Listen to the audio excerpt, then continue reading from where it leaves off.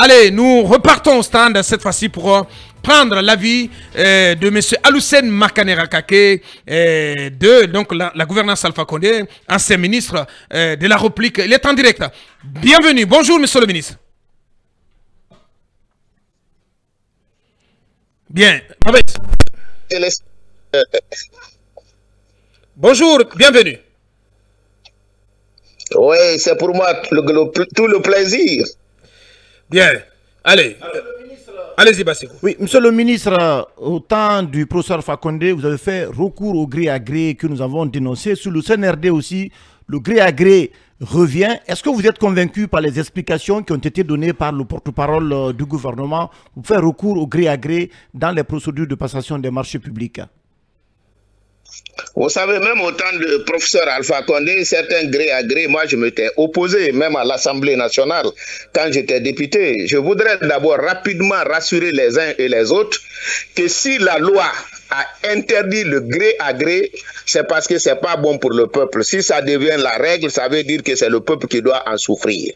Ça, il faut que chacun sache ça. Parce que quand je comprends l'explication du ministre, c'est comme le gré à gré est une loi dont le seuil est fixé à 10%. Non, le principe fondamental, c'est la concurrence. C'est ce qui permet au peuple de gagner sur les marchés. Maintenant, assorti d'une condition s'il y a l'extrême urgence. Et le 10% qu'on dit là, c'est que même s'il y a urgence des urgences, mais vous ne pouvez pas passer le marché au-delà de 10%. Mais si nous prenons par exemple les 20 milliards seulement, parce que le ministre dit qu'il a encore des marchés qu'il peut passer. Si nous prenons 20 milliards, c'est que cela veut dire qu'il faut que le ministre puisse passer un marché de plus de 200 milliards pour donner 20 milliards ou tout au moins 200 milliards. Je ne pense pas si c'est le cas chez lui. Ça, c'est un. Deuxièmement, il y a une autre condition que souvent on ne fait pas cas, et ce qui est très important. Quand une entreprise gagne un marché gré à gré, il est obligé de publier son bilan pour qu'on sache le prix de revient, pour que le monde sache est-ce qu'il a trop gagné ou il est dans la proportion si le marché avait été à concurrence directe. Est-ce que cela a été fait? Maintenant, dire si c'est au film qu'on doit faire, c'est que le ministre doit savoir, il y a l'accès, c'est libre accès aux informations. Tous les citoyens guinéens devaient avoir le même niveau de connaissance de ce marché que le ministre. Parce qu'il ne gère pas l'argent du ministre, il gère l'argent public. Quand quelqu'un gère votre argent, vous avez le droit de le demander à chaque instant et il doit vous dire comment il gère l'argent. Oui. Ça, j'ai voulu faire ces remarques. Et il y a une partie, heureusement que le cabinet l'a dit, c'est quand le ministre dit il faut attendre. C'est que le ministre a oublié l'un des principes, un principe fondamental, des grands principes budgétaires, le principe de spécialité. Oui. On ne peut pas financer un projet qui n'est pas prévu par le budget. Et quand c'est prévu par le budget, la spécification du marché est connue à l'avance. Si pour un marché de 10 milliards, on voit 20 milliards, on sait déjà que c'est vraiment surfacturé. Bien. Allez, je ne sais pas trop si le ministre est à l'écoute. Bien. Est-ce que vous êtes là, monsieur le ministre? Oui, je suis là. Bien. Allez, l'autre interrogation qui a été posée d'ailleurs par Manu, c'était au sujet de, par exemple, de la Poste qui est une SA. Normalement, comment vous comprenez le fait que l'État assure la construction ou la rénovation du siège d'une entreprise publique de cette nature? Vous savez, dès qu'on dit SA, c'est une société anonyme. Quand c'est une société anonyme, ça obéit au principe d'une société anonyme.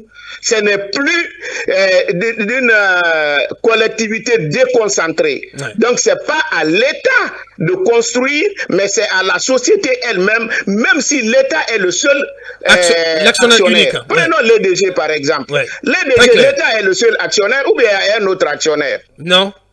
Mais est-ce que c'est le ministre de l'énergie qui va construire le siège de l'EDG? Ben non. C'est le cas de l'EGP aussi, d'autres sociétés publiques qui sont sous ce régime de société anonyme. Ouais. Je pense que... allez-y.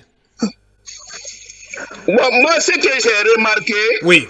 Je pense que la formation pour connaître les principes de passation de marché public est nécessaire non seulement pour toute la population, mais pour les membres du gouvernement, parce que c'est important.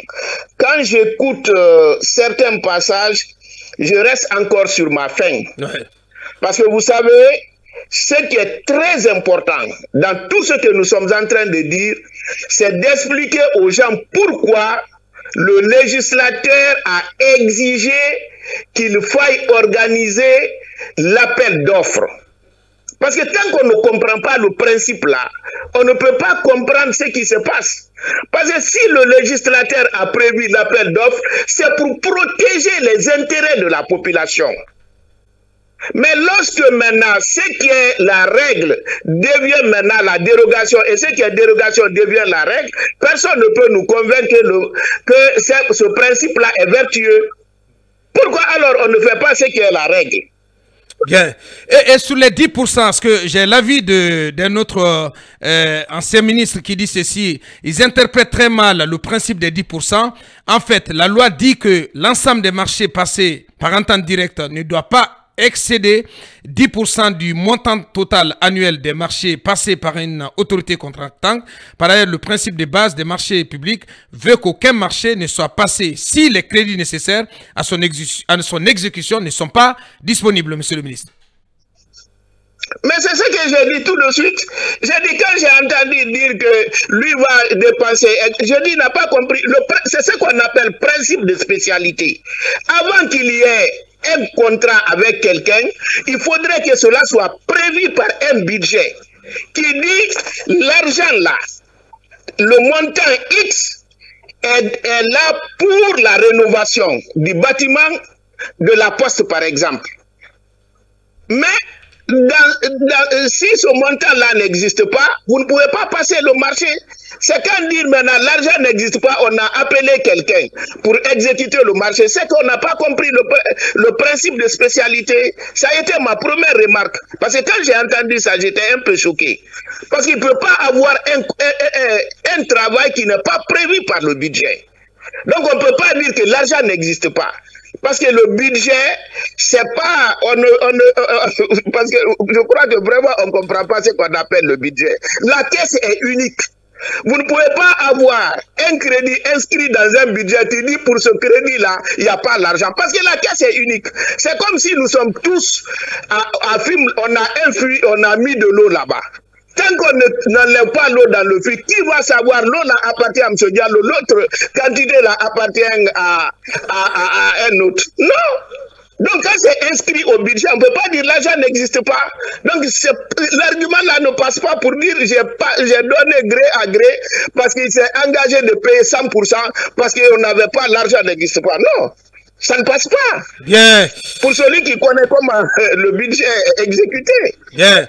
Donc les explications du ministre Ousmane Gawal Diallo, voilà, qui n'ont pas du tout convaincu ce matin, donc qui ne passent pas, en tout cas dans une partie de l'opinion. Sur les 4 points, sur les 4 points, ça ne passe pas.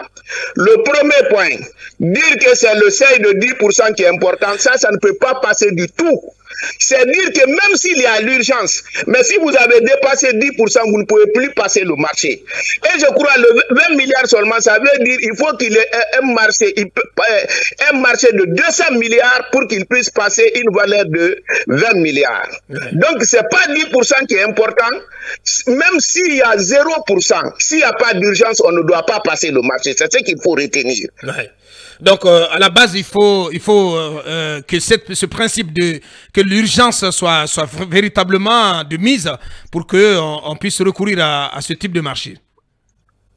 Exactement, parce que à chaque fois, il y a le marché gré à gré. Ce qu'il faut savoir, c'est qu'il y a un fort risque de surfacturation. C'est pourquoi le législateur a prévu, quand il gagne ce marché-là, il faut publier ton bilan pour qu'on sache le prix de revient. Pour savoir quelle est la marge bénéficiaire. La société doit le faire. Très bien. C'est prévu par la loi, je crois, entre l'article 22 et 38. Regardez, c'est prévu. Donc on attend la publication par la société de sa marge bénéficiaire par rapport à ça. Voilà qui est bien dit. Hein. Grand merci à vous, M. Aluseni Makane Akake. Merci pour votre contribution de qualité à ce débat.